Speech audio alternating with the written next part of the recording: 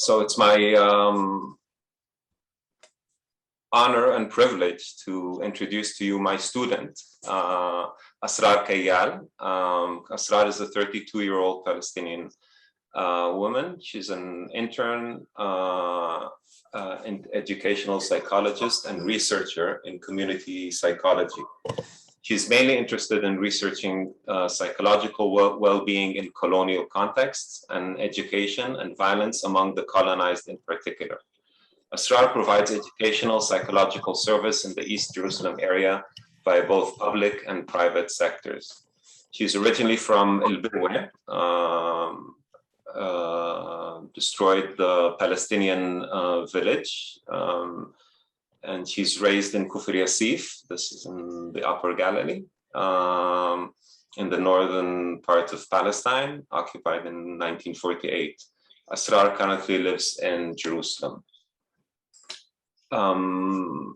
Chairing this meeting, myself, Saeed. My name is Saeed Shhade. I'm a clinical psychology, born and raised in Yafa, and hopefully I will be sharing a little bit of my experiences also about kind of that upbringing as it relates to the violence, the horizontal violence being exercised on or being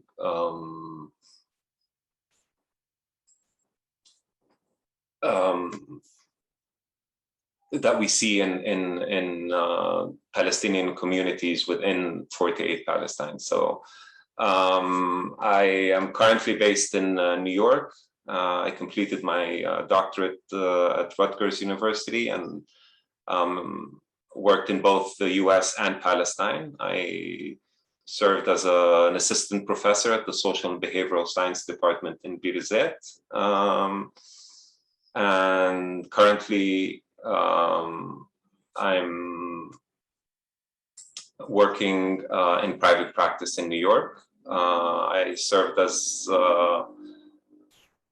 clinician at Birzeit University Counseling Center and the Palestinian Red Crescent Society in Ramallah as well.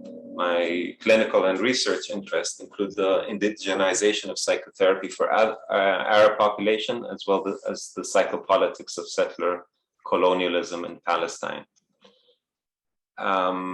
After hearing from Asrar, we're going to hear from Anne Phoenix. And Anne is a British psychologist and professor of psychosocial studies at the Institute of Education, University College London. Among the many subjects that she has researched and written about are intersectionality, young people, racialization, ethnicity, and gender. Very exciting to hear from our speakers today. I want to start, before I hand it over to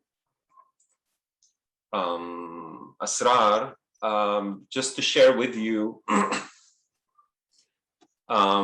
the context in which what Eleni would, what Asrar will be sharing with us. And Asrar is going to talk about kind of the rising rates of homicide and violence within Palestinian communities, specifically the Palestinians of 48 Palestine, the lands that were conquered in 48. And for me, this I'm very much grateful for Asrar for taking on this subject and this topic. And for me, it hits very close to home, precisely because this is the environment that I grew up in. And Asrar's analysis and framework that she suggests for us to look at this violence and how we should understand this violence really helps us and helps me personally to better understand kind of how settler colonialism, especially in the context of 48 Palestine, really shaped us and impacts us till now,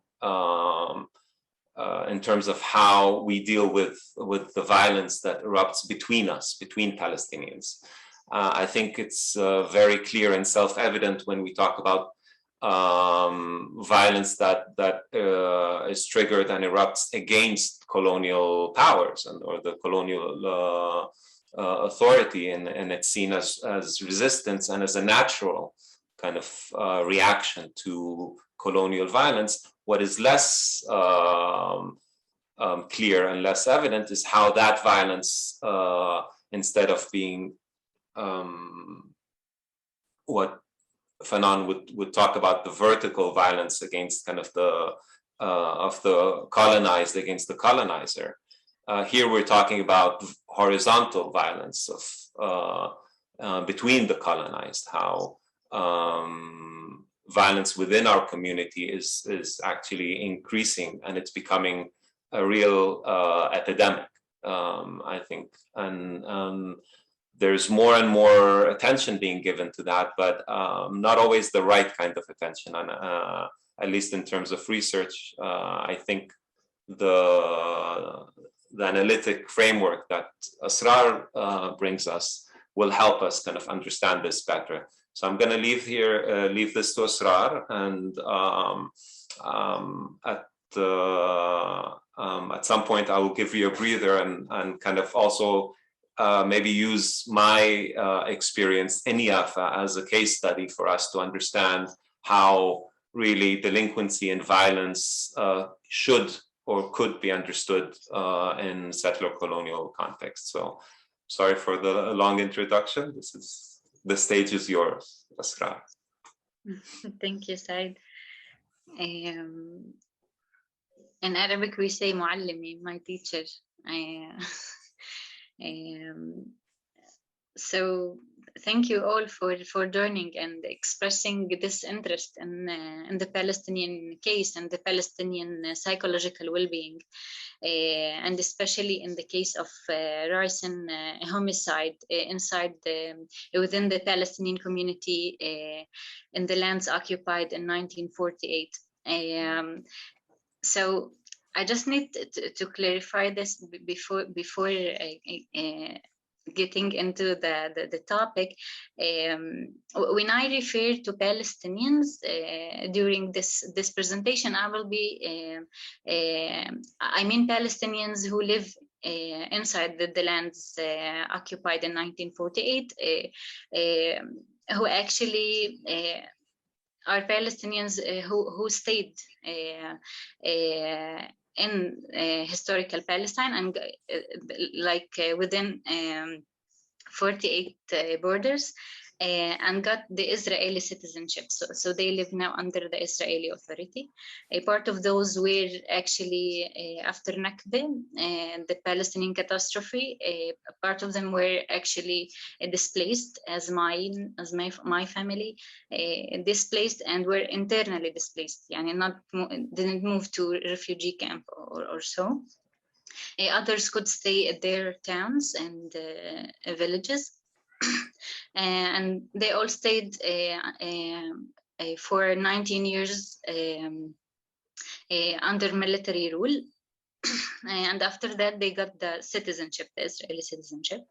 Today, they so actually we're referring to indigenous community that constitutes today more than 1.5 million, like fifth of the Israeli citizens population.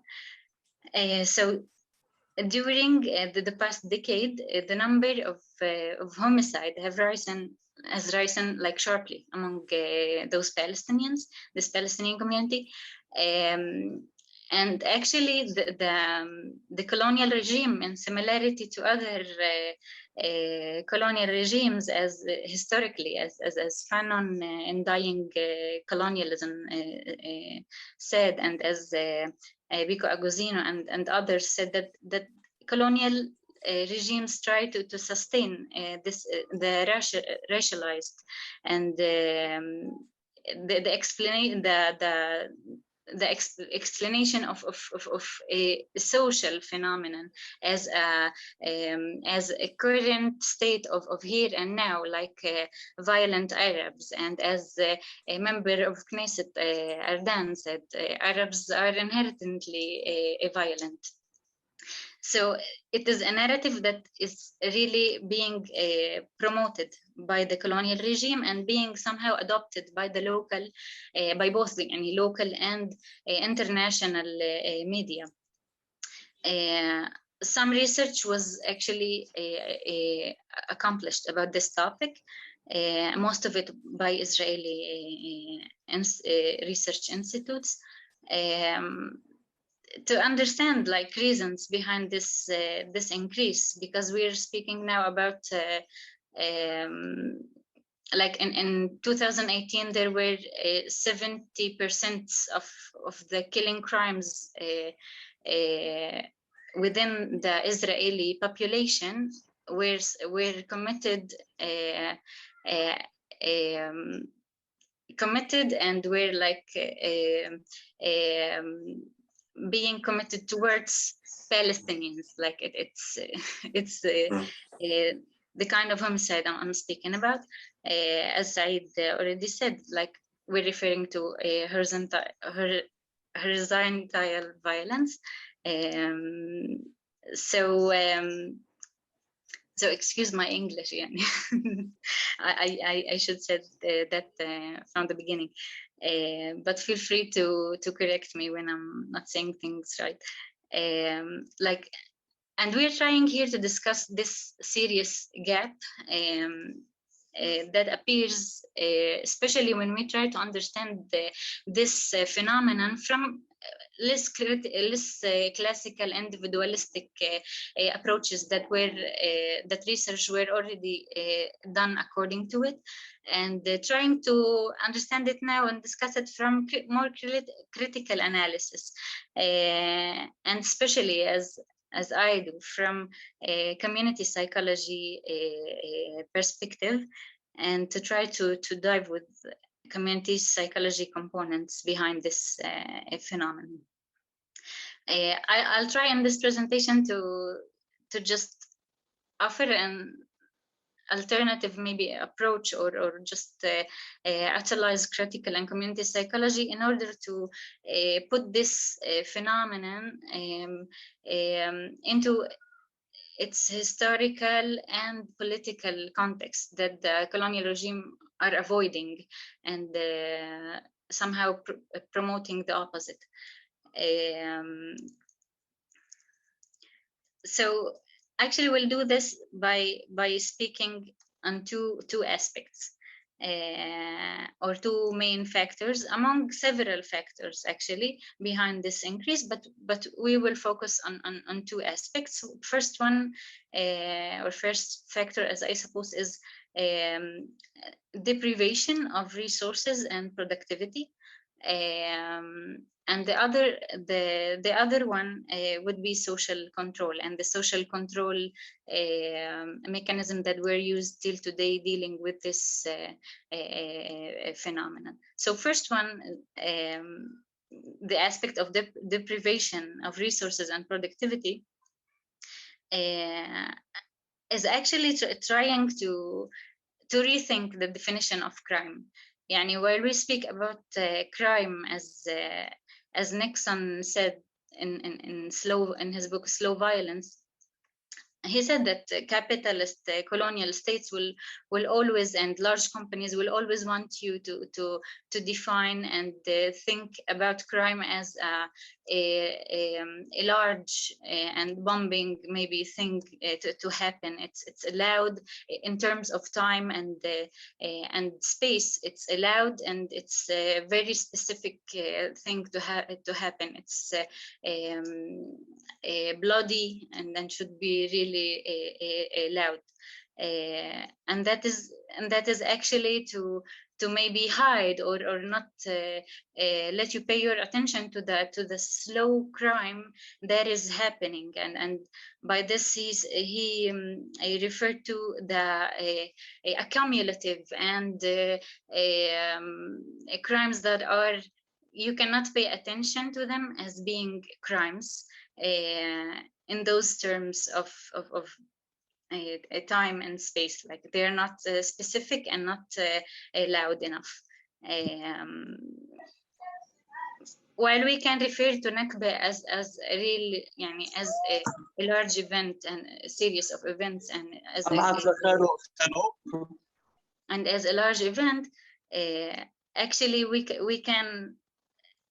I'm trying here to reconsider the way we think about crime and to rethink crime, looking at or focusing on the crime of the colonial state deprivating the indigenous Palestinians from their productivity. While I say, because I allege that this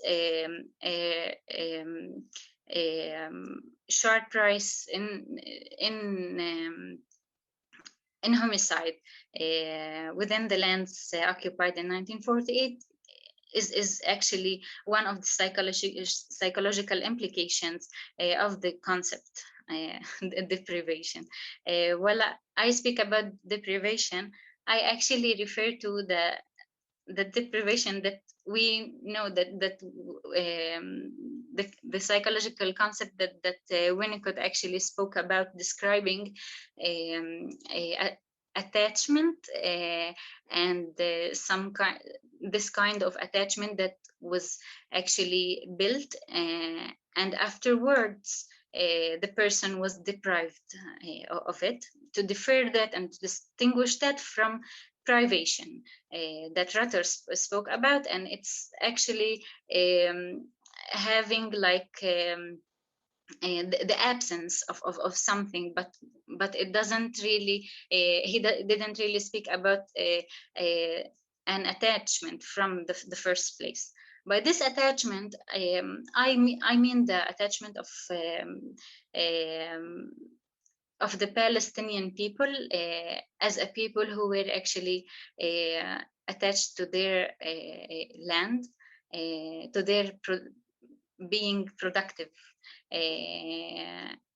When the person's self is actually built around this connection and this attachment to their land, to their being, to this collective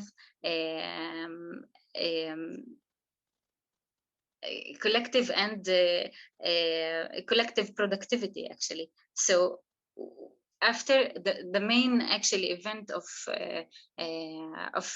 crime that happened in Nakba actually deprived the Palestinians, that 80% of them were farmers. They were actually deprived their land and their ability to be productive by their lands. And many psychologists and psychoanalysts spoke about productivity and the importance of it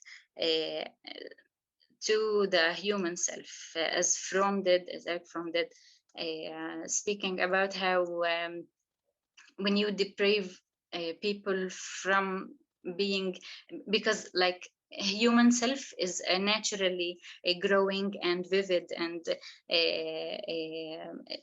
self, actually, and it's alive. So it's somehow attached and not attached, but let's say attracted to living things, and to be more productive and to produce more life. While being deprived the ability to produce more life and to be productive can lead the human self to be more attractive to actually diet and to less vivid things, which can lead, according to him, to depressive state or so. So actually, this reality of deprivation, and I will give an example here to make this more clear. When I spoke about slow violence, I give this example to Christian, and Palestinians who were, as my father, who were actually displaced from their villages in the year 1948, who were farmers, as I said, they could actually, they actually were prevented, lived for 19 years under military rule. So they had, the only way they had to bring back home some food or money is to work in building the settlements. They weren't like construction workers, but they did this better than the European settlers or other settlers who came to the land of Palestine, Israel, afterwards. So actually, this kind of self that I'm speaking about, to deprive you from attachment to your land and to your collective productivity as a village or as a city, and then stop producing and be an employee inside a process that doesn't look at you and actually is working in order to destroy you. And about this, actually, Fanon spoke about laziness. When the French regime spoke about Algerians as lazy people who aren't doing their job right, or are less productive in the French market.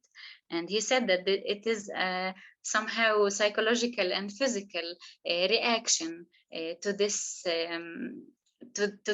circle, demanding it not to continue because it's destroying the Algerian self back then, and now, as I'm trying to explain, the Palestinian self. So this denial of integrative communal productivity and this transformation of Palestinians into a collective of individuals that are consumers and employees in the Israeli capitalist market, labor market, actually is somehow having its repercussions and interpretations inside this wave of violence, because people, as I said, and Eric Fromm said, are tending to be more destructive than more flourishing and developing towards building. So this is the first factor that I wanted to speak about, and the other factor, and the second factor, is social control.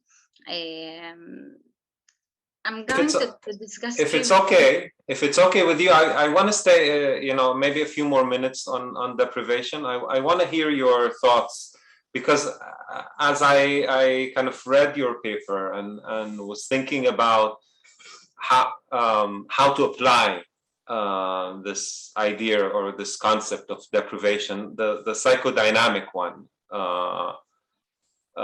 specifically, I think in Winnicott's writing about it, he focuses a lot about kind of the parental unit, the function, the functionality, the capacities of the parental units. And I found myself reflecting on my own parents, living in exactly the situation you're talking about, that they don't have lands to cultivate. So their only means of making a living and providing for their family, like my father, was a construction worker. And he would go work very long hours. I would go and work with him in the summer months, or after, kind of in between breaks in university. I would also go and work because that was the easiest, or the available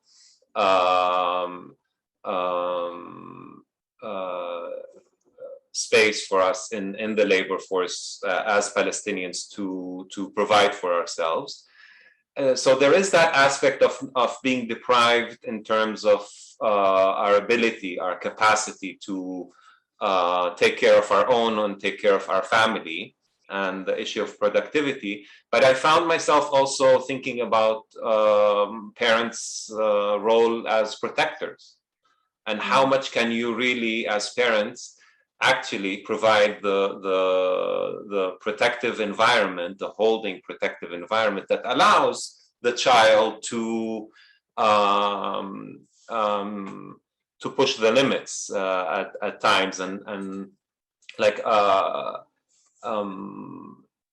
Winnicott would say, would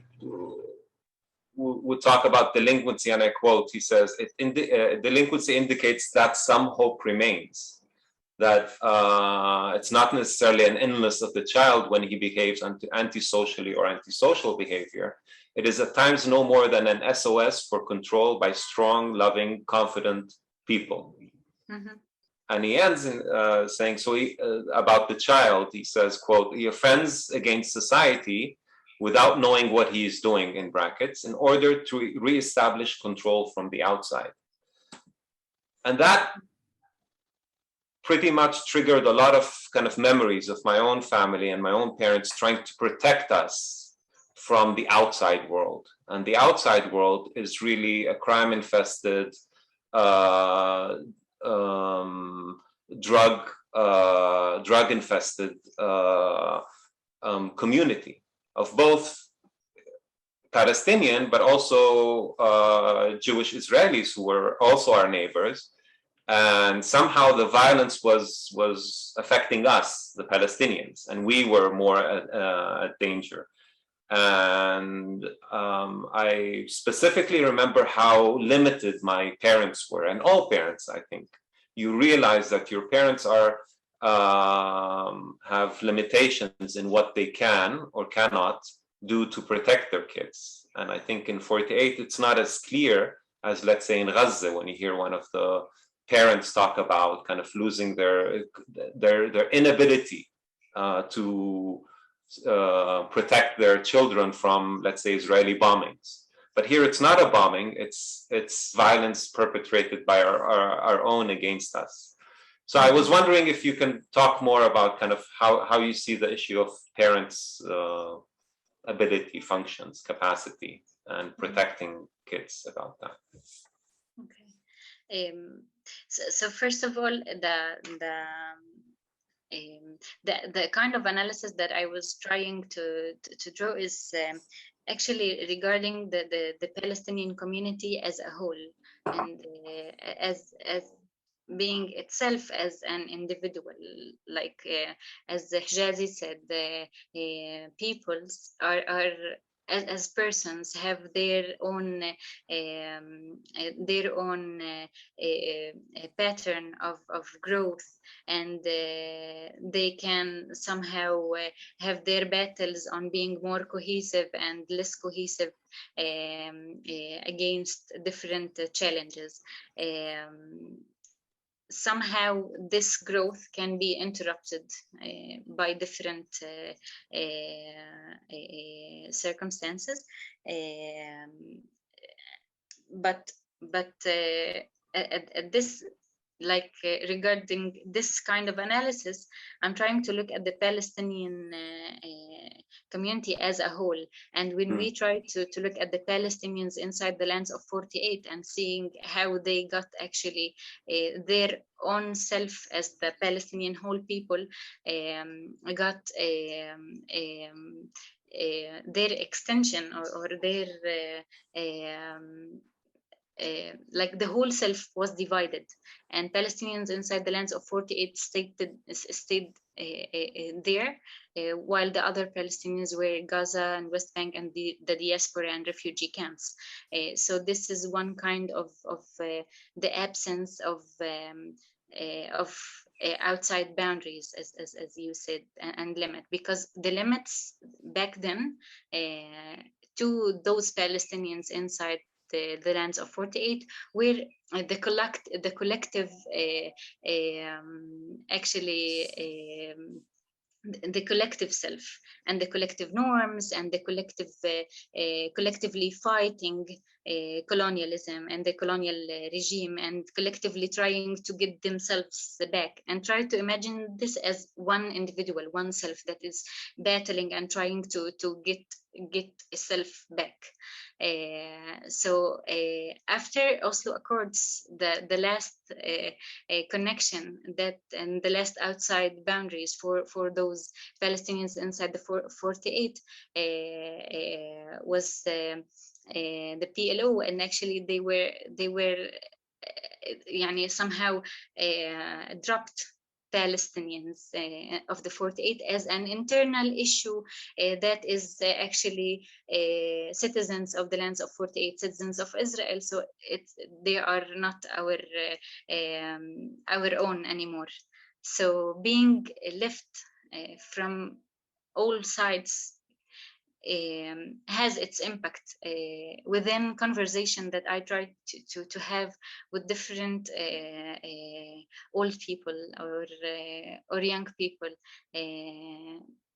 Unconsciously, they bring this as expressing themselves being alone, and you can hear this from the kind of music people and young people are being attracted to.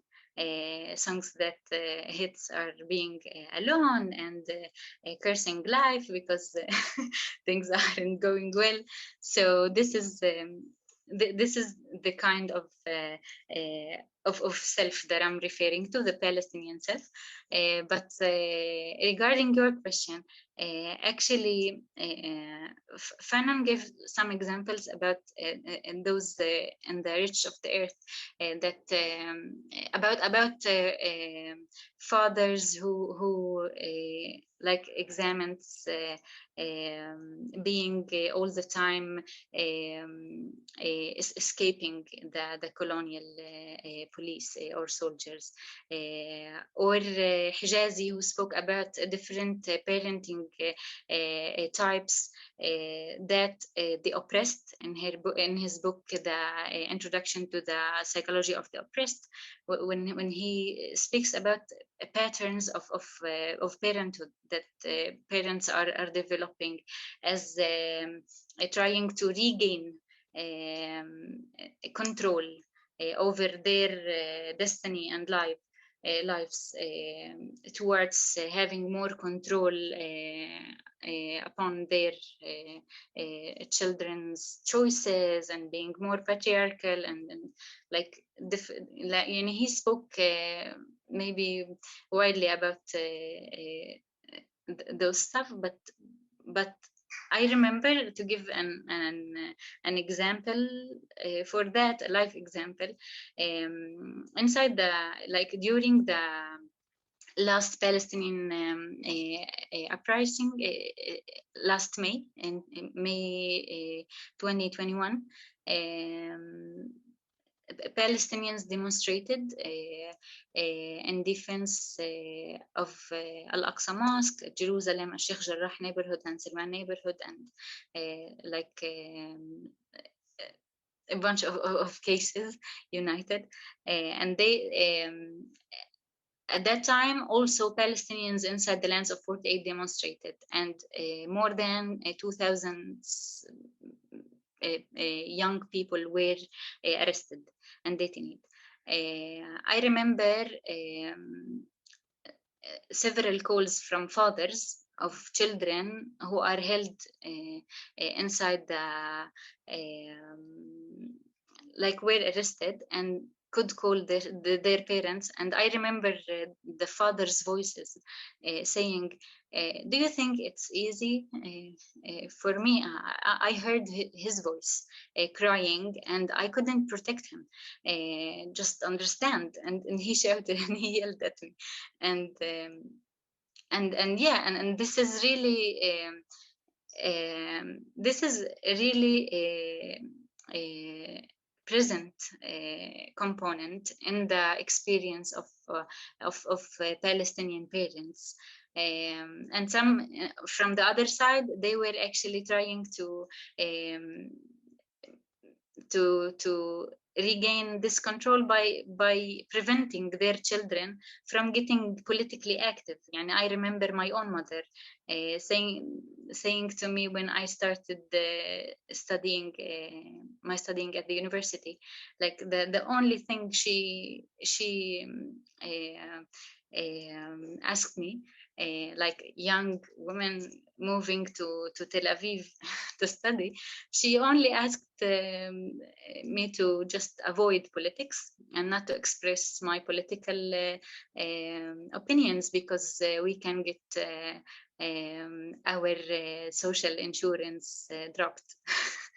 She was really afraid, because she was raising us alone, so she was really afraid of that. And it's realistic, it's not an unrealistic kind of let's say Fear. Yeah. Kind of feeling. I don't know if I answered this question. Yes, very much. I think it's something we should continue to reflect on. Exactly. Yeah. So the next factor that I think about is the social control. Social control in general, like relying in most of the literature written about crime in social sciences, and especially regarding this topic of rising crime among Palestinians of 48 lands. We're actually having this analysis according to the standard division of criminology between behavior and response. And actually, they were all the time referring to the official response of the state implemented by the Israeli police as the response, to be like to be even accountable for not doing the job or not preventing the crime. But others who could actually see this unnatural relationship between Israeli police and Palestinians could refer to that this actually these measures should be reconsidered and rethought, as Nader Kevorkian and Hassanin, who actually said that this relationship should be rethought because and should be put inside the context, the historical context that formed this relationship and between the Palestinians inside 48 and the Israeli police, because it's not like really a police that is trying to protect you. And what I'm trying to allege actually by this presentation, that actually the Israeli police is perfectly doing their job from community psychology perspective, because as a colonial police, it is I don't believe that it's their job historically, as different historical experiences in other peoples showed, that it never was their job to protect and prevent crime among Palestinians.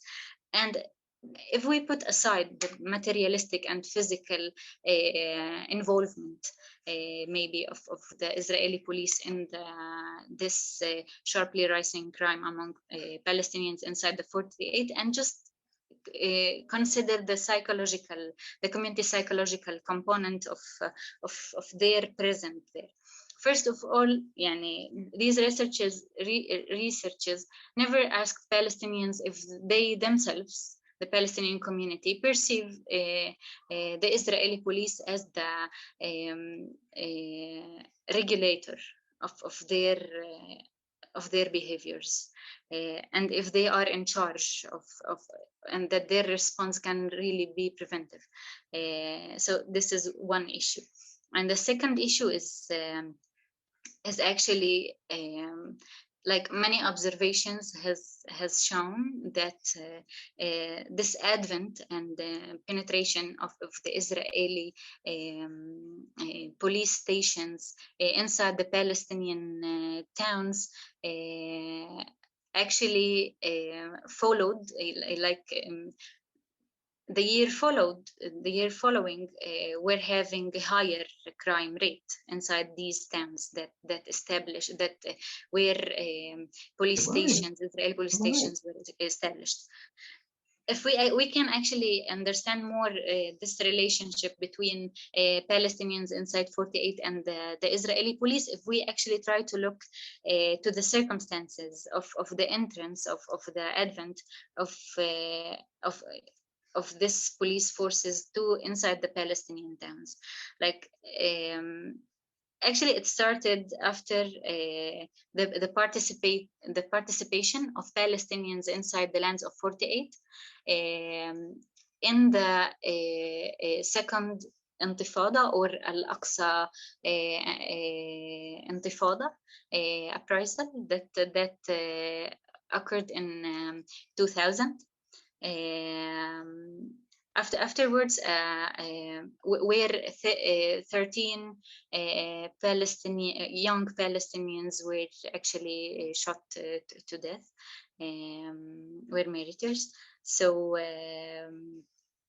based on that, a commission called OR Commission actually held investigations for several years, and in 2003 just gave their recommendations to intensify and deploy more police forces inside the Palestinian cities. And to have more Palestinian policemen inside its forces and this apparatus, the police, the Israeli police. So actually, since then, the police stations inside, the number of police stations inside the lands of 48 were being higher, and like more and more stations were distributed. And in 2016, according to the governmental resolution 1402, there actually more they decided that police stations should advent most of the Palestinian towns. Since that time till today, the number of crimes are being increased in those towns that the Israeli police stations where the Israeli police stations established. So actually, Fanon spoke about the about atomization process that communities and peoples can experience according to the practice of atomization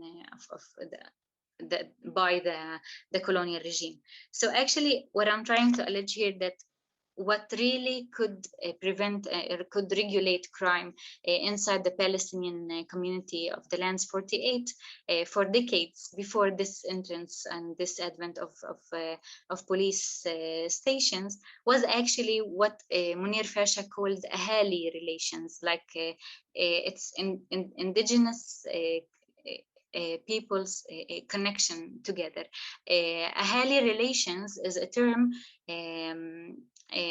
that is actually referring to the kind of connections that indigenous have. So they have their connection together and with their place, with their narrative and history, and with their and it's all being managed by their norms and values.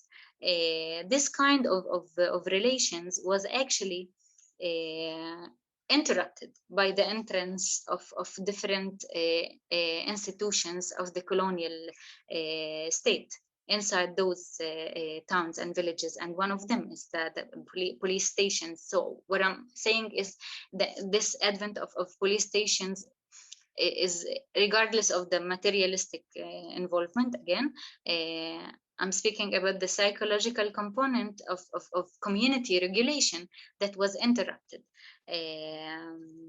I remember interviewing people in order to understand more this phenomenon. So I interviewed this person from a village near al-Fahm city, the second largest Palestinian city in the lands of 48. And this man is from Zalaf, a small village. And he said, we in al-Fahm area, like say that we can remember till today that the year in 1953, we call it till today the year of blood, the bloody year. And that's because one person was killed, like person from Zalafa killed another person there. And the whole area of al-Fahm called that year for several decades as the bloody year because one person died. And like last year, 104 Palestinians inside 48 died due to this increasing crime, community crime phenomenon. So this is one kind of relation that actually like Noel and Boyd spoke about how communities in the global south who underwent like challenges of nature, of colonialism and different and so collectively, and how the self, this kind of self is actually being trained and being like adopts a community as a responsibility and not only as a resource of support to one person. So actually by this you can see how this community regulation mechanism can actually be stronger whenever the collective is a collective and not being atomized and not being treated as individuals, because the entrance of these institutes are actually saying, as Fashi said, as Munir Fashi said, are actually saying that you are not an Ahali community, you are not an indigenous community, you are citizens, individual citizens that are having a connection and having your relations with the institutes, with us as institutes. Like you have this relation with institute, a citizen, and it's actually unbonding or somehow trying to deform the collective Ahali relations. So, and somehow deforming the community regulation that is actually managed by values and by norms of the community itself. And when we were speaking, Said, we actually could speak about sabotaging and deforming this autochthonous values and norms of the colonized by trying to, and in several cases inside the lands of 48, we could see how police tried to promote head of gangsters and so as their representatives and as the people in charge of this community, while trying to actually somehow really like try to reform who is the notable and who is the who can be the person who is valued by his group and by his community. And that's what actually Fanon spoke about in The Rich of the Earth, when he speak about that this entrance of a soldier, of a police in the colonies isn't only a violent act itself, and isn't only just putting violence inside and repeating the oppression, speaking the tongue of oppression, and bring it to the homes of the colonized. It's actually deforming their values, and in each interrogation session and each meeting, they will all, and they could always remind the person that he is an individual, that he will be rich in his thoughts and in his own personal development, and to consider friend and brother and sister as outlawed terms, and have them more like your career is your own brother and your money is your own friend, as make you feel as an individual. And the same, and when I read this paragraph, I could sense it myself. I remember that in each interrogation session with the Israeli intelligence, they all the time try to remind you, you should care for yourself, you should care for your future, you should study more, you should marry and have children, and not to intervene and to care about politics. So they want you to be less involved and more individual, and this is according to this atomization practice, actually. As we wrap up kind of this part, Asrar, I was wondering if you can, because I think you demonstrate very well kind of the counterintuitive, like the more policing that happens within our communities, the more crime, the more violence we inflict on ourselves, between us. The violence is not being directly directed at the colonial regime or its representative. But something happens, I think, and you mentioned that in a few of your papers, that when during the Habbat, the uprisings that happen, there is a sharp decline in violence, in community violence, and I think the connection between the two, between kind of the strength or sense of belonging to the collectivity, to the collective identity, somehow becomes protective for the community, because there's less violence, horizontal violence that happens. Can you speak to that as we kind of wrap this part? This is exactly how you described it. It's actually, I can maybe have the help of the words of Fanon when he said that this uprising or this vertical violence, maybe as a collective, doesn't only bring the benefit of getting or nailing or gaining the specific rights that these people are calling for or fighting for. It's actually gets beyond this towards a more cohesive collective and more cohesive self of this collective. And this is what exactly happens when we try to look to have this look on the Palestinian reality.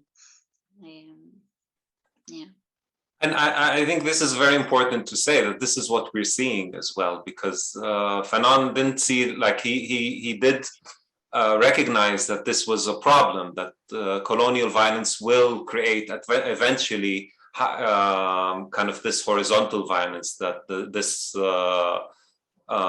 frustration is turned against oneself and one's own people, resulting in higher incidence of alcoholism, psychiatric disorders, hypertension, homicide. That's according to Fanon. But he also says that we're not, that is not kind of the situation that we're doomed to stay, and that with time does change and does get modified. And he says when the the oppressor violence, which has been internalized and institutionalized among the oppressed, is henceforth externalized and redirected in the service of personal and collective liberation. Horizontal violence changes into vertical violence, and thus kind of this is where we see kind of the cohesiveness, the community cohesiveness, substituting kind of that violence, but that's only possible when that violence is directed at the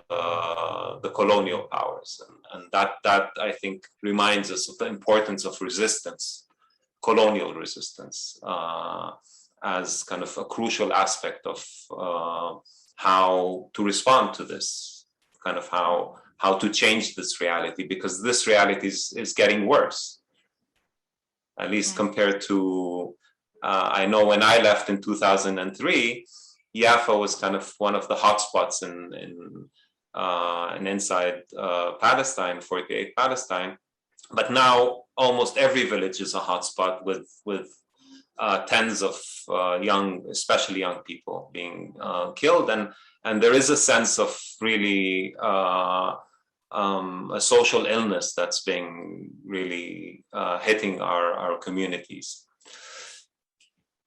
We can go on more and more, but I think we want to leave time. If you have any kind of last thoughts before we hand it off to Anne. I spoke a lot. Sorry, Anne. Thank you, Saeed. Thank you so much. So, Anne, Phoenix, well, you would like to? Yeah, thank you. Thank you both so much. Thank you, Azra, for raising so many important issues. And where I'd like to start, really, is with this whole issue that you've both been discussing about the way in which the violence from colonial powers, I mean, as theorized by Fanon and Nixon and so on, really produces both vertical and horizontal responses of violence. And I would say, even though Fanon's talking about how it's possible for horizontal violence amongst oneself, inside a violence, to change to horizontal violence that's resistance, that actually these things always coexist, partly amongst different people, but also because it's, as you have been intimating, it's always psychosocial. There's always a psychological element to the way in which violence expressed through colonialism, oppressions are felt. And therefore, the same histories produce simultaneously these different responses. And one of the things that's so interesting that you have both said, Azra, and also that you said in introduction, Saeed, is that this is frequently not theorized, and that the absence of theorization of simultaneous processes in itself serves to reiterate an individualizing and pathologizing way of looking at people. So in other words, it dehistoricizes and makes it an individual issue. And we have seen that a great deal with Black young men who've resisted violently against police oppression, or young people who have rioted in Britain, for example, when there have been particular incidents of police oppression, usually, or societal harm that have led them to resist in this way. And we've seen how they've been individualized, but also how Black families have been blamed as pathological. And just to go on to the point that you raised, Saeed, and that Azra came back to, about how much parents can protect. And I would just quickly give the example at the moment in Britain of the great concern about the way in which women are attacked, and how so many people did not know the extent to which there's sexual harassment of women and girls and so on. And it's just, I give that example because it is just one that shows that we have always to think about the interlinking of individual families, society, and the individuals themselves, so that it's impossible for any one element to be entirely protective. And so we have to think in complex ways about that, how that happens. So that individualizing matters a great deal. I love the way Azra, and indeed Saeed as well, you always came back to Fanon, and I think that that does something that I am wanting to do, which is to link colonial histories, which are also through histories of enslavement that have produced the way that Black people, for example, but obviously colonial histories impact on a great many people around the world, but thinking here particularly about Black people and histories of enslavement, and the way the resurgence of Black Lives Matter has made us understand in very new ways, as well as old ways, how histories are always with us. So that the hauntology, the haunting of histories of oppression matter, because in psychosocial ways they can erupt. And we saw that a great deal around the world with anger against particular statues of particular historical figures and so on. But we also see it in uprisings of different sorts around the world, which are often called riots, that there's a haunting of history. And unless we recognize that the histories are with us always, we don't necessarily understand that. And Azra, you indicated that insider understandings are often not sought. So in the failure to theorize the horizontal violence, which just seems like insider violence, and which many people theorize as if it's somehow ununderstandable, as if it's just because this group are pathological, that often people are not asked for their insider views. One of the things that struck me a great deal about the resurgence of Black Lives Matter is how there's also been an eruption of talk about experiences from Black people, why it matters so much to hear from Black people. And the term microaggressions, which many people don't like because they complain that trivial things are being mentioned, shows just how important it is, the everyday violences of oppression. And the things that you were talking about, Azra, are far from trivial. They are such huge issues. But the point that I'm making is that things that can appear trivial, happening again and again, being unremarked, can actually in the end exhaust people and lead them to behave in particular ways, some of it collective resistance and some of it not. And certainly there are reactions that are about the denial of hope. And hope comes in very much into what you're talking about. What is the hope for the future? And there's been research on Palestinian young people that you will know about that shows how many of them really don't have hope for the future. Similarly, in Britain, for example, and in the United States, people have begun saying, you can't be what you can't see. And it's a shorthand for example, Black can't aspire to many things within society because you can't see within those powerful positions. Say people don't more power themselves, but that it matters. Lack of, and here to point at innovation of resources and productivity. And in the chat, capacity. And I might want to say we have broadly about exclusion from oppressions, and oppressions get in both the deprivation, incapacitation, and a number of things. But we're talking about similar sorts of things. And in thinking about not just Black Matter, but also what's happened with COVID-19, they actually have an impact on whether or not people live or die because of how they're positioned, because of the job available to them, because they thought that they should be protected or not, or whether or not it's recognized that they need particular protection, and so on, because of their health issues. Still, I'll make a couple of points and stop, because I think it's more interesting for people to hear from you, Azra, in the questions and answers.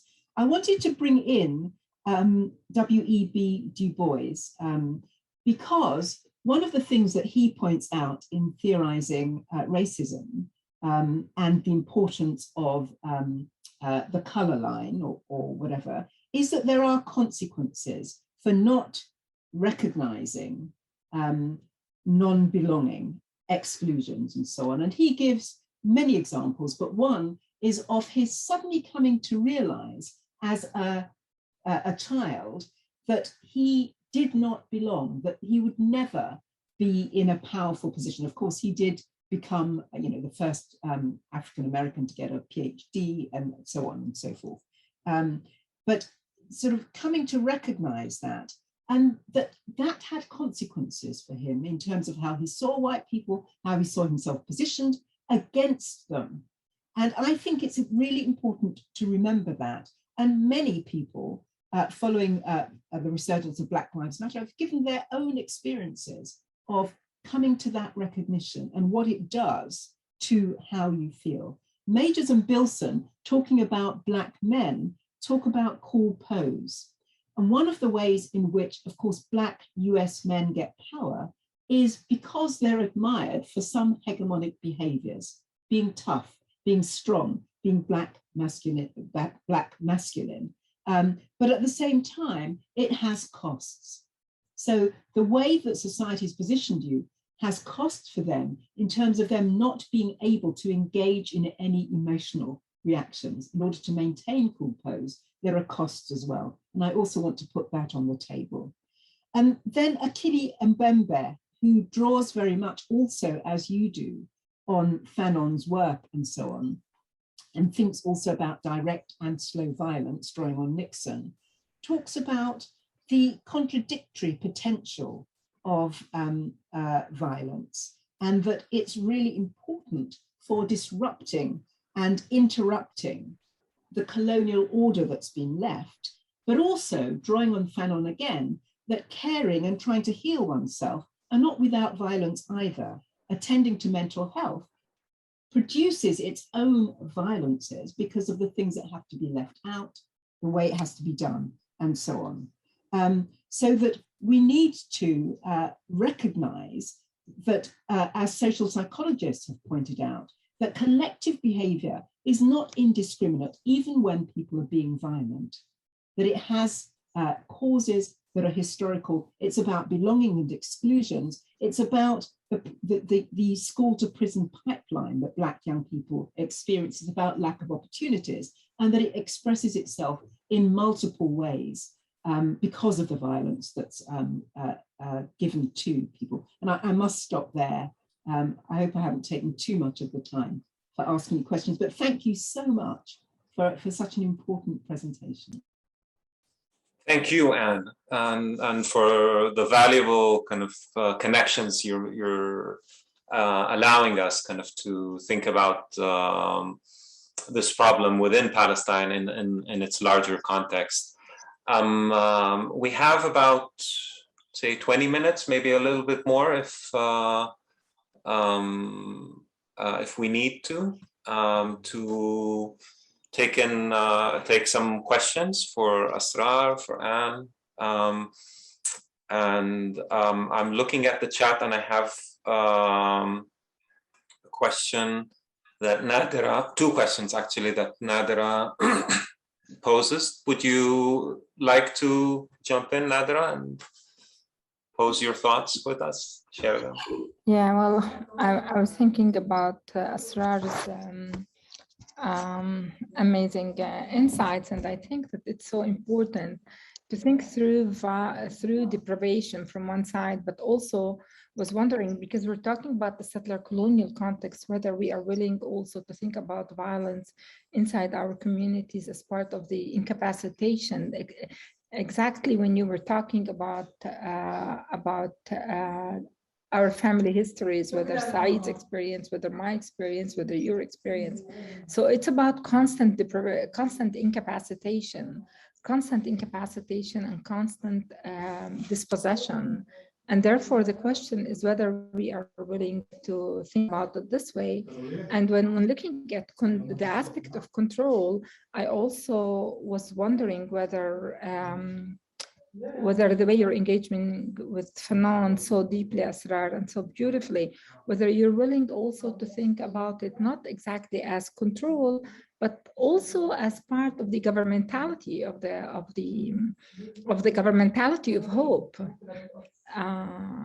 in the context of Palestinians inside the Israeli settler colonial state, whether it's slow violence, it's active violence, it's foundational violence. If we go to Achille Membe's analysis, I'll stop here. But thank you again for amazing insights. Thank you. Actually, when I read also the word hope and in another question, I just thought that I should invite you to speak about governing hope of Palestinians. So actually, you are the one to answer this question. But indeed, speaking about deprivation and the deprivation from this kind of attachment that the human self would be actually built and formed around it, and being deprived from this emotional as a collective and materialistic resources can actually be incapacitation do this incapacitation indeed, because having this handling and this handling and holding that Winnicott spoke about while experiencing this deprivation will actually make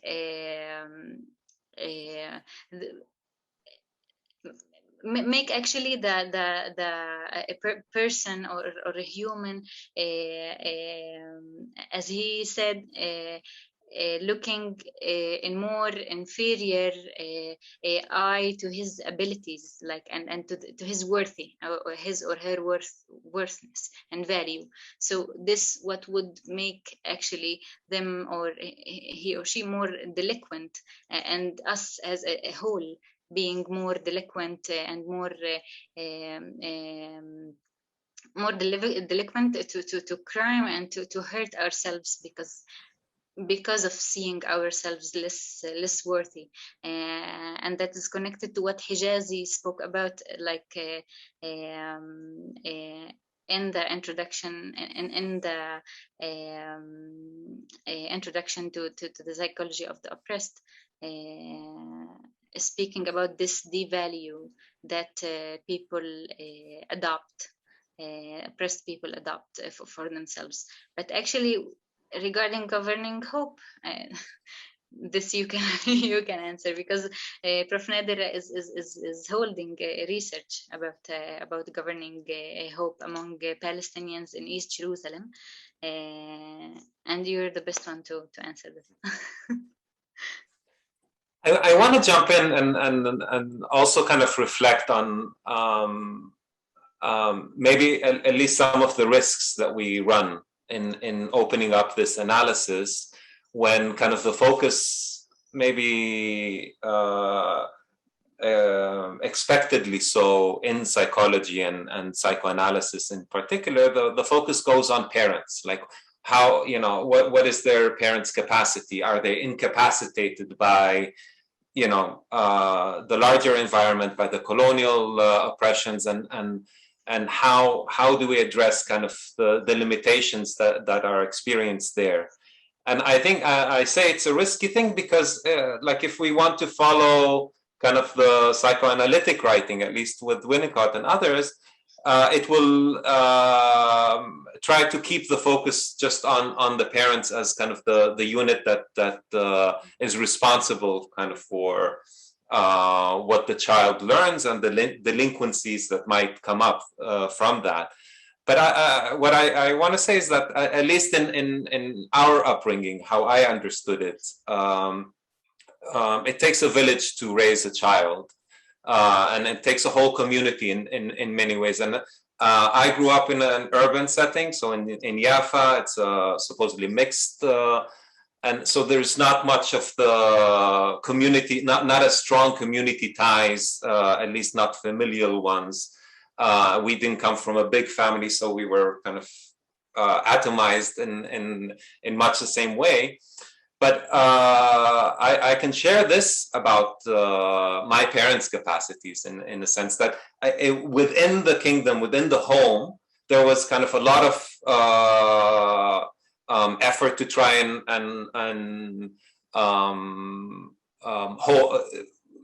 maintain kind of a protective holding environment for us, the kids, with whatever violence that was practiced on us, by our parents through that.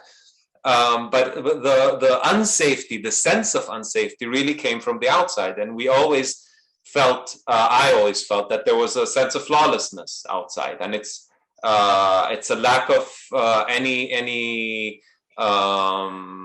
normative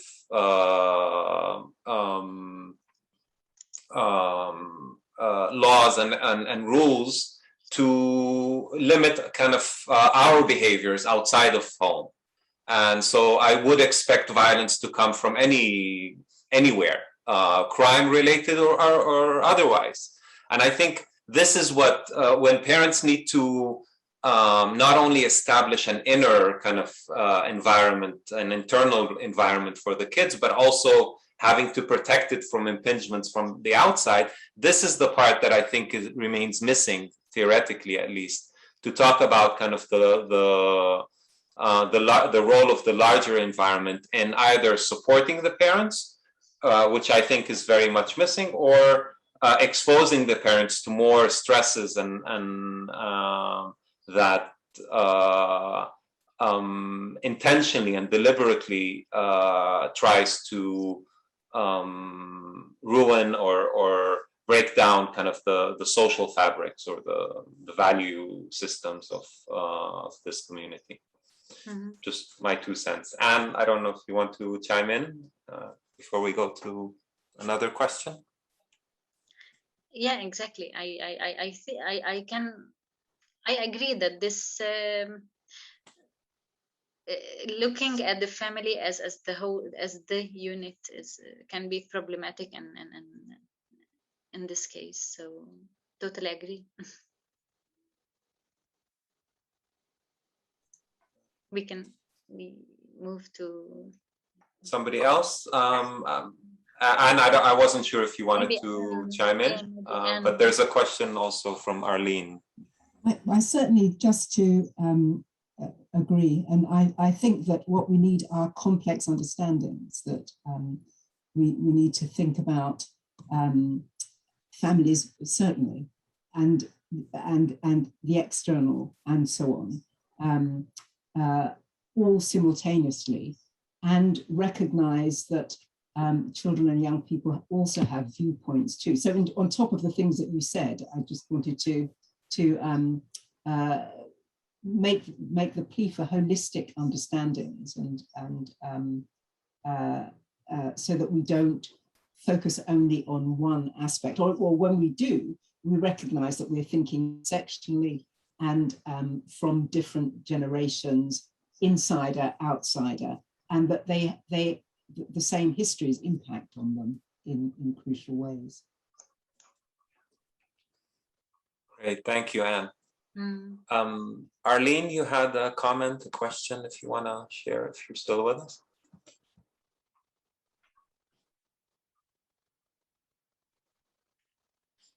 All right, Arlene, Healy. All right. Maybe not. Maybe she's not with us. We have a question for Asrar from Diana Sam'an. Incidentally, my sister. Diana, are you still with us? Yes. Do you want me to? The floor is yours. Okay. My question is, how do you see hope? Like you reflected back on how your mother dealt with the situation with you. So from your perspective, how would you theoretically deal with it now? Because obviously I am reflecting on my own life. I have 2 sons, and yeah, so this is just how do you see that hope from your perspective?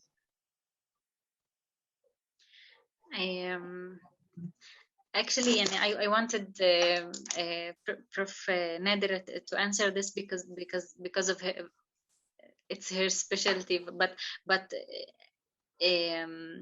hope is actually being governed by colonial regimes in general, as it was as it appears in Fanon's readings,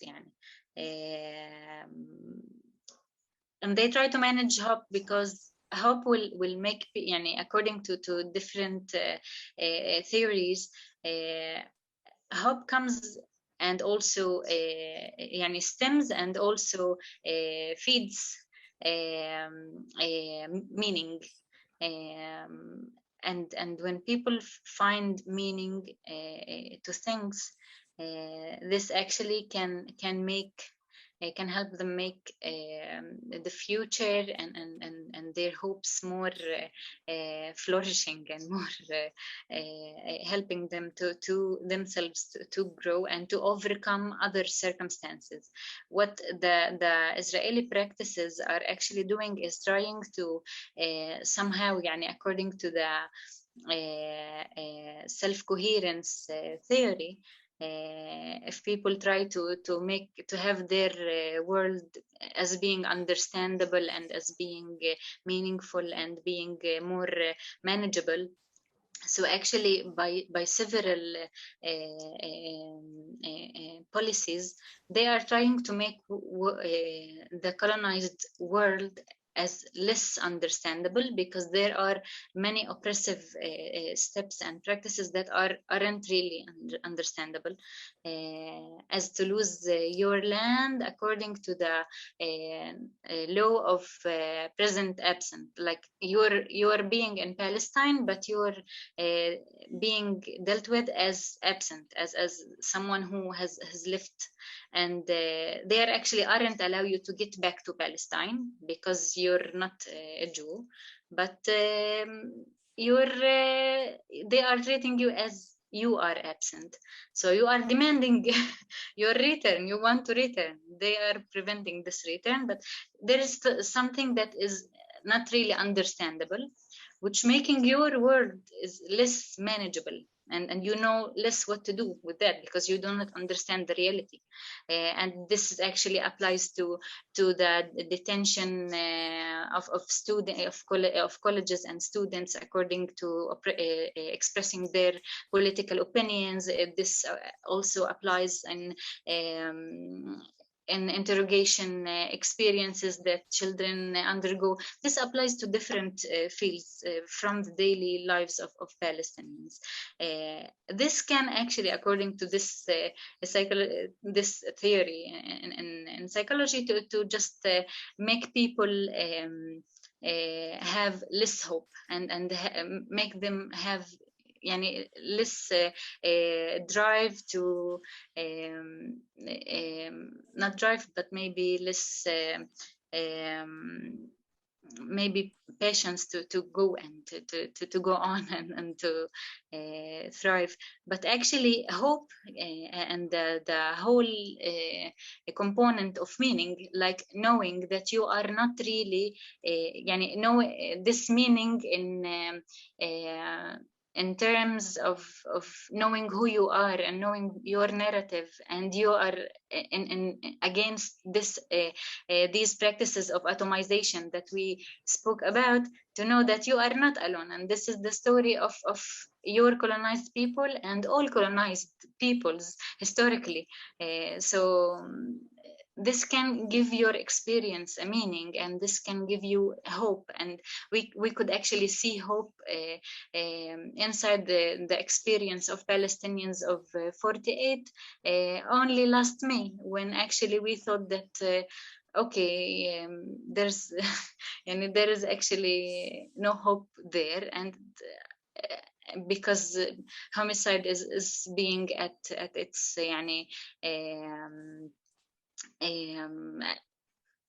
at its climax. What can we say about that? And we just it's a lost case, but actually this generation taught us that no, we know we can search it, for, and we can know our narrative, and we can fight for it, and they did it. They did that. So, and as Anne said, and the history is always in our benefit, or for our benefit. So this is what I have to. I would say about hope. I unfortunately I have no children, but I have nephews and relatives.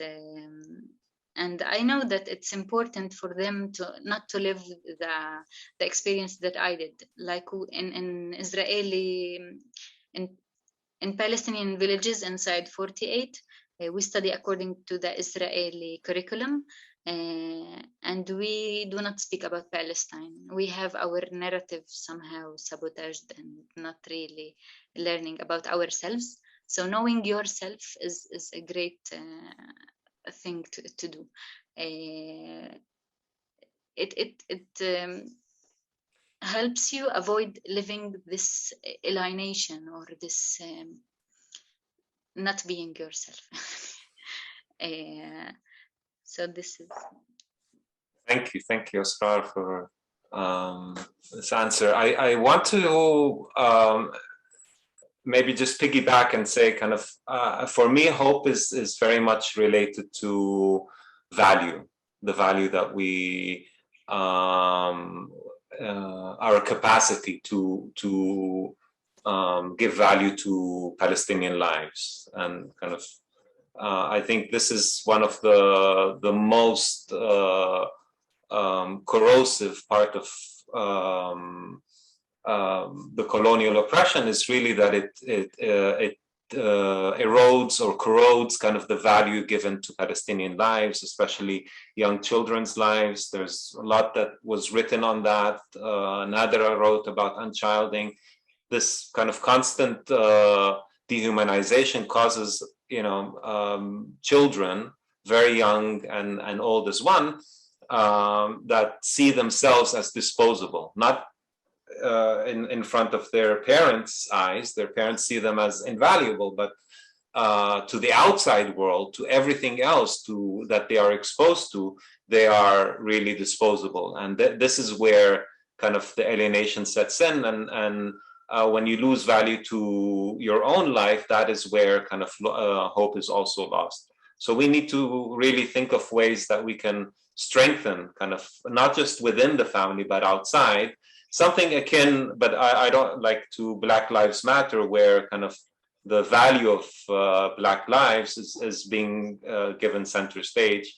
And I think with Palestinians, it's, there's more than just saying there's Palestinian lives matter, but that there's Palestinian freedom, liberation here is what matters more than anything. Said, Pamela? Yeah, sure. Go ahead. Is there someone who wants to speak? we'll come back and ask Pamela. I think there was a question, and Diane, I see another question. Can I just say something quick on hope? Yes, please. Right.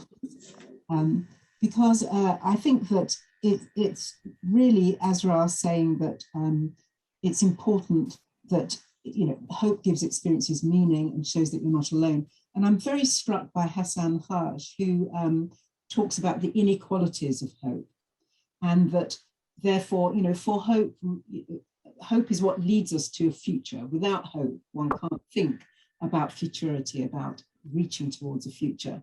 And he suggests that what we need is co-hoping, not hope at other people's expense, but actually hope as relational.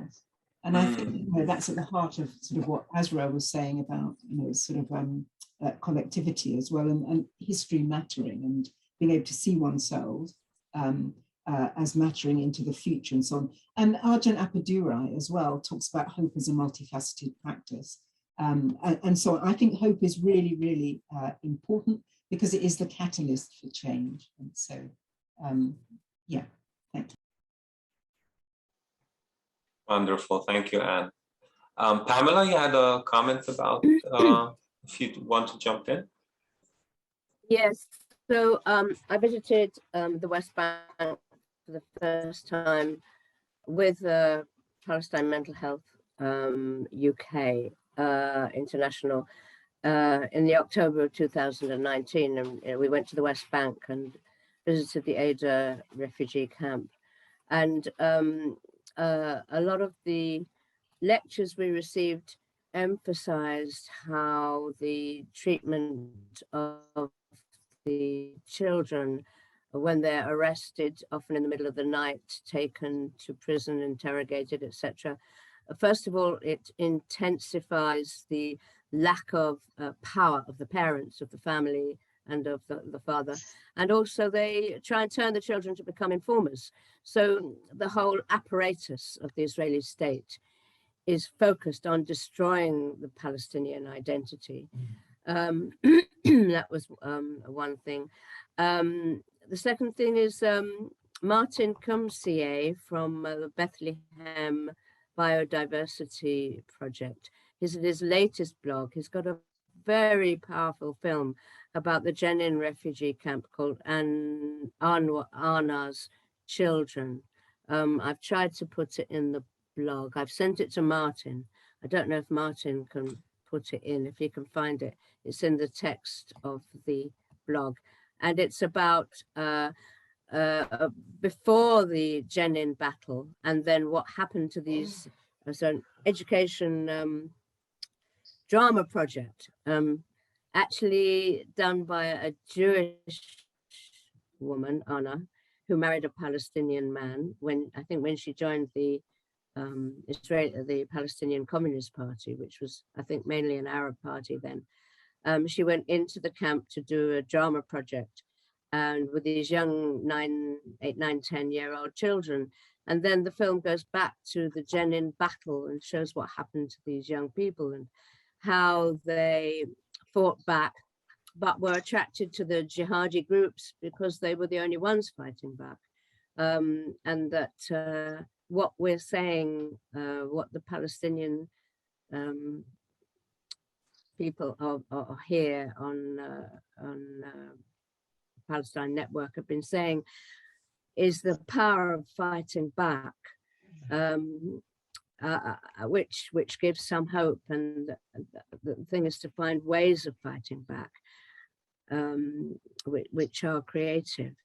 And then another thing, Anne Phoenix was just talking about a book which I didn't catch, and Azra had talked about the psychology of the oppressed, and I don't know who that was by, and I wonder if they could put that in the chat. So yeah, and I read Fanon years ago when I was a student, and it has always inspired me. Thanks very much indeed. Thank you, Pamela. Appreciate that. Diane, do you want to chime in? You had a comment as well?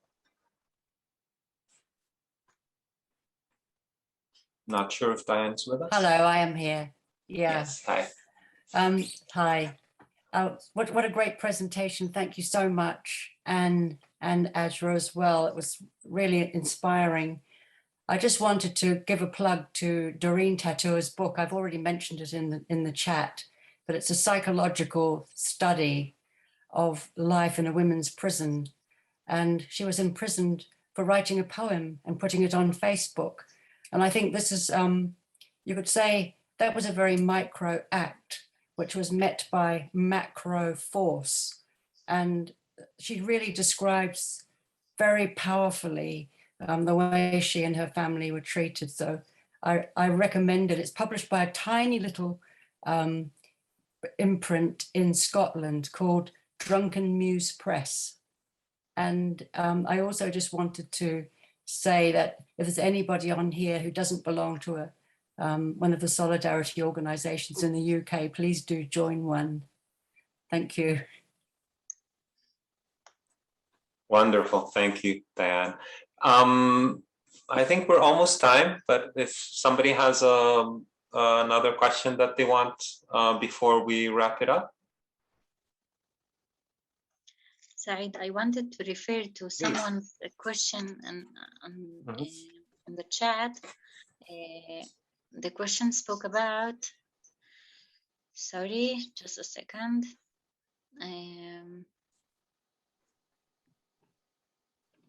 No.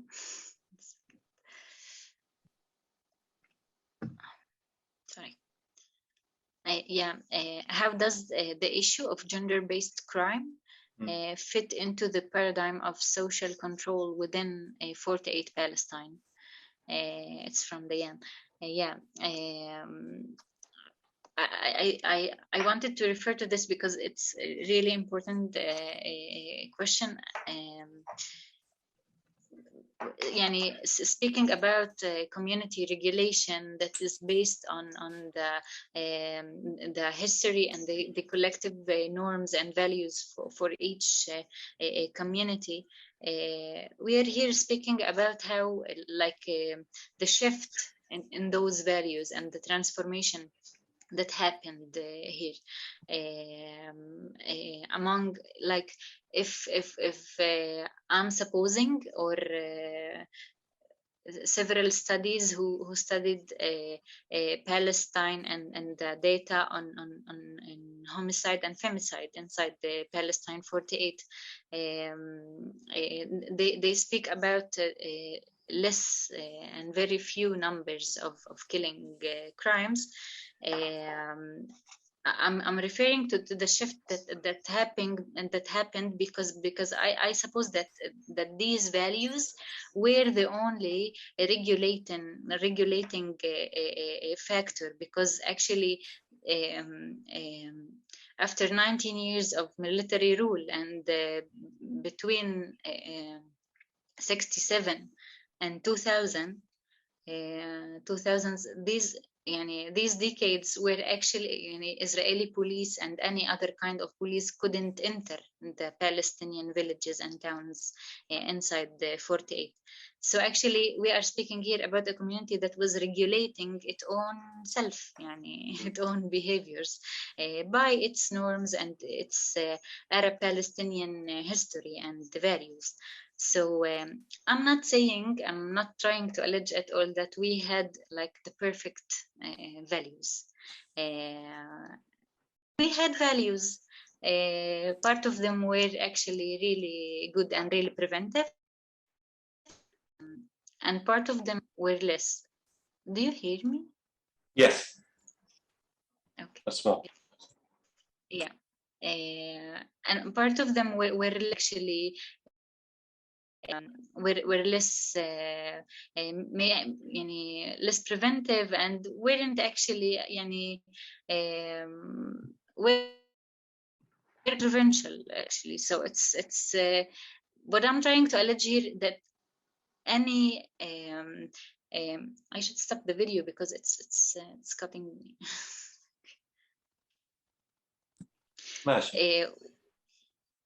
Yeah, what I'm trying to say is that as a whole, as a people, trying to live this growth process as a collective, we can just get rid of part of our norms, develop others, try to grow and let our norms and values grow with us. I can give this example that that in Kufr Yasif, my village, like the village I grew at 1936, there was a woman who was the head of municipality there, the head of the local municipality. And today, we women do not dream about being in this kind of leading position. While we can somehow look at different countries in Europe that only in the 40s and 50s women were allowed to vote or to get elected. So it's only yesterday. It's what I'm trying to say is that peoples, when they have the possibility to grow without being to grow, and they can actually have this discussion, this collective discussion, having some norms being preserved, part of them being dropped, part of them being and we are not having this collective discussion because we are busy keeping alive, so being alive. So it's this is one part. The second part is, if I am remembering right, Areen Hawari is a Palestinian researcher from North Palestine, She wrote this research about values regarding gender-based violence, and she just could speak about how when she interviewed old men who lived Nakba and before Nakba, she tried to ask, what do honor mean to you? And they replied as it's being honest, bring food to home, and not let your children be hungry or so, provide them with their needs, and tell the truth, and some values that are regarded to this type of honor. And when she tried to ask young people, about young Palestinians, what they think about honor, and part of them, most of them replied it's related to their mothers or sisters' behavior, as they are the guard of this family honor. So we can see this shift, and we can somehow try to understand what and how this shift happened, and what caused it, and what happened there. So this is an important question.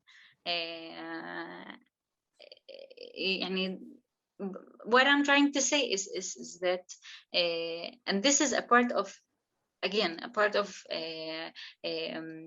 referring to the Israeli police involvement in these crimes, like defending the criminals, and just not having their punishment, and several the arms dealers and all that. Yeah, providing them weapons and several stuff. Yeah. But I'm only focusing on the community psychological components here, so that's why I'm using those values and norms, and like community regulation factor. Wonderful. We're coming to a close. I'm gonna leave the last words to Martin and Gwen with some comments and announcements. Martin, you want to go first, or Gwen? The only thing I want to say is just what an incredibly stimulating and wonderful presentation from Asra, and from you and from Anne, and how much I've learned, and to thank you all from the bottom of my heart. Thank you. Martin? Well, very briefly, I was just going to mention that this is an issue that's been picked up by the media in the UK, and it's sort of I've put two links in the chat, both to a BBC program, a radio program, which goes into this issue of course, Arab, not Palestinian violence within Israel. I'm sure that the journalist Yolande Nell thought she was doing a very progressive job by mentioning, interviewing Palestinians and getting some of their views. But she overall offers the kind of individualizing, I think, interpretation that we've been talking about. She prefaces, the only person on there who gives a really kind of historical analysis of somehow paralleling what Asra's been saying. Her comments are prefaced by the journalist saying that this is an over-emotional diatribe, sort of warning the audience not to take it seriously. But in the second chat, the second link that I put there, there's comments by the Israel lobby organization overseeing the BBC's work and criticizing every time it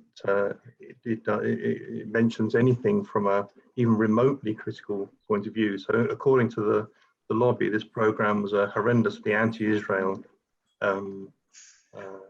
example. Anyway, I'm just pointing out how carefully we need to watch our own media and how international this process of misrepresenting the experiences under colonial oppression are. But thank you very, very much, Asra, and thank you, Saeed. Great afternoon.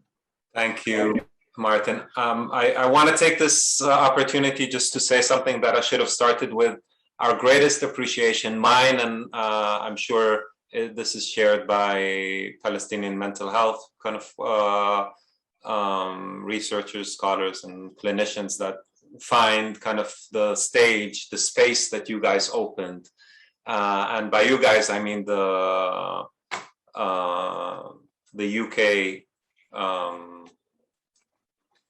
UK-Palestine Mental Health Network. I really appreciate kind of the time that you put in to open this space for us, for our voices to be heard, for us to